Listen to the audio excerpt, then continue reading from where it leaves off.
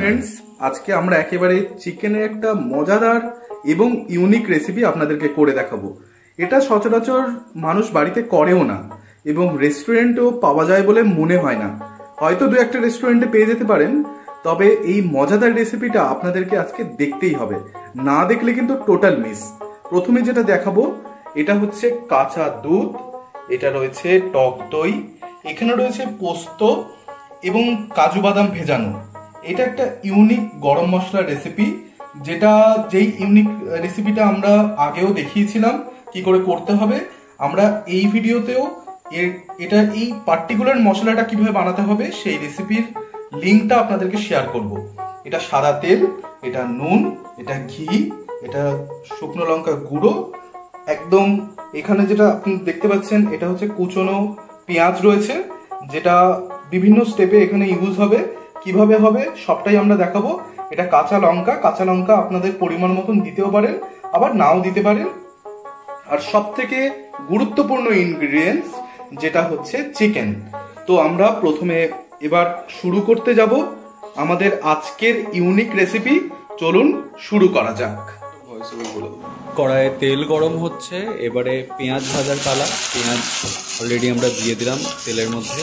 এবার পেঁয়াজটাকে ভালো করে ভেজে নিতে হবে, তবে খুব বেশি ভাজলে হবে না।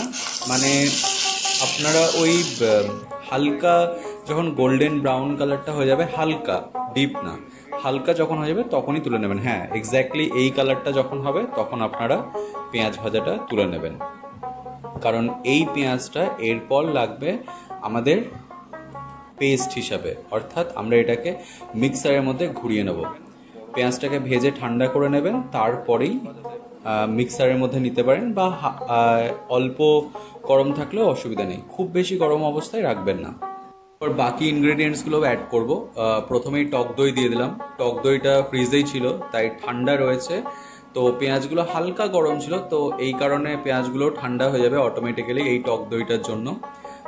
টক দই এই রেসিপিটার জন্য মাস্ট, খুব দরকার। এবং পোস্ত আর কাজু বাদাম এটাও মাস্ট, এটা ছাড়া রেসিপির টেস্টটা আসবে না।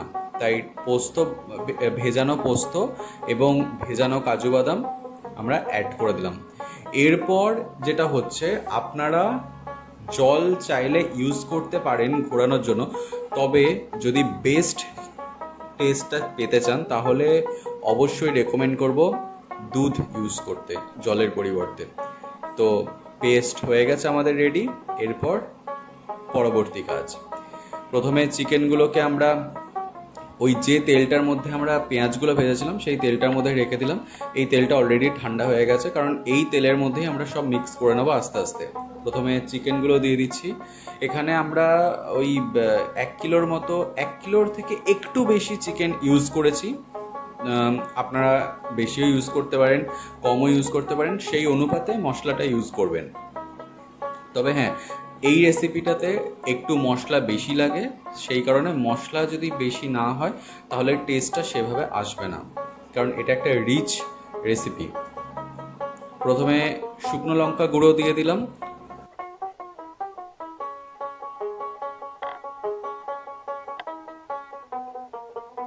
তো ঝাল যেরকম খেতে পছন্দ করেন সেই অনুযায়ী দেবেন। এরপর দিয়ে দিলাম গরম মশলা, অর্থাৎ সেই গরম মশলাটা যেটা আমরা স্পেশালি দেখিয়েছিলাম আর একটা আলাদা ভিডিওতে। সেই ভিডিওর লিঙ্ক আমরা এই ভিডিওর সঙ্গেও দিয়ে দেব, আপনারা চাইলে দেখে নিতে পারবেন। এরপর দিলাম ঘি।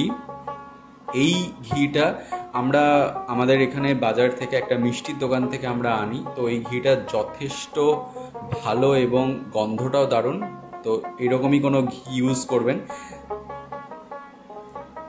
যেটা রান্নার টেস্টকে আরো এনহ্যান্স করতে পারবে। বেসিক্যালি সাদা তেল আর ঘি হচ্ছে এই রান্নাটাতে ইউজ করব আমরা। তারপর দিয়ে দিলাম নুন, পরিমাণ মতো নুন দেবেন, কারণ নুনটা একেবারেই দিয়ে দিচ্ছি। এরপর আমরা আর কিছুই অ্যাড করব না, এরপর শুধু রান্না করবার পালা। কিভাবে করব সেটার জন্য পুরো ভিডিওটা দেখতে হবে। দুধটা অ্যাড করে দিলাম, বাকি যেটুকু দুধ ছিল, কারণ পুরো রেসিপিটাই আমরা জল ছাড়া করেছি, কিন্তু বিন্দুমাত্র জলও আমরা কিন্তু অ্যাড করিনি এই রেসিপিটাতে। এরপর পেঁয়াজ, কাজু বাদাম, পোস্ত আর টক দইয়ের যে পেস্টটা ছিল আর দুধ যেটা দিয়েছিলাম সেই পেস্টটা দিয়ে দিলাম এখানে। আর্টিস্ট মেন্সের ফেসবুক এবং ইউটিউব চ্যানেলে এরকম আরও অনেক নতুন নতুন রেসিপি রয়েছে আপনাদের জন্য, তাই তাড়াতাড়ি আর্টিস্ট মেন্সের ইউটিউব চ্যানেল এবং ফেসবুক চ্যানেলকে ফলো করুন, সাবস্ক্রাইব করুন এবং লাইক করুন। আর যে রেসিপিগুলো আপনাদের ভালো লাগছে আমাদেরকে কমেন্ট করে জানান। আর অবশ্যই সাবস্ক্রাইব করতে ভুলবেন না, কারণ নতুন রেসিপি এলে যাতে আপনাদের কাছে পৌঁছে যায় তাড়াতাড়ি।